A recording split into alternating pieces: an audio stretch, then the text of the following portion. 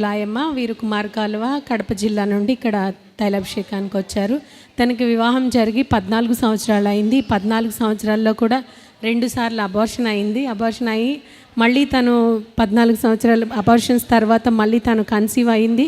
Conceive అయ్యి checkup చేయించుకోవడానికి హాస్పిటల్కి వెళితే ఇప్పుడు కూడా బేబీ హెల్తీగా లేదు, మళ్ళీ అబార్షన్ అయ్యే ఛాన్సెస్ ఉన్నాయని డాక్టర్స్ చెప్పినప్పుడు ఇక్కడ ప్రార్థనా శక్తి తైలాభిషేకానికి వచ్చే ఒక సహోదరి ఉన్న ఊరికి వెళ్ళడం జరిగింది. వెళ్ళి వాళ్ళ చర్చిలో ప్రార్థన జరుగుతుంటే అక్కడికి వెళ్ళింది. తను వెళ్ళి తన పరిస్థితి చెప్పినప్పుడు తను ఇక్కడ తైలాభిషేకానికి వస్తున్న దాన్ని బట్టి తన దగ్గరున్న ప్రార్థనను ఇచ్చి రోజు నోట్లో వేసుకో, అలానే పొట్టపైన కూడా రాసుకుని ప్రార్థన చేసుకో, సిలువ వేసుకొని దేవుడు కార్యం చేస్తాడు అని తను చెప్పినప్పుడు తను అలానే రోజు చేస్తూ ఉండగా తను మళ్ళీ హాస్పిటల్కి వెళ్ళకుండా 9వ నెల మళ్ళీ చెకప్కి వెళ్ళినప్పుడు చూపించుకుంటే గతంలో శిశువు పెరగట్లేదు, అబార్షన్ చేసేయాలన్న డాక్టర్సే ఇప్పుడు బాబు మంచి వెయిట్ ఉన్నారు, 2.5 kgs వెయిట్ ఉన్నారని డాక్టర్స్ చెప్పారు.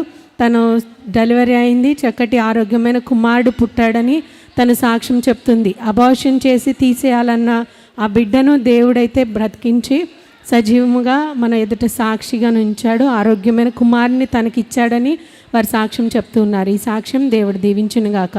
వివాహం జరిగిన 14 సంవత్సరాలకి దేవుడు గర్భఫలాన్ని ఇచ్చారు.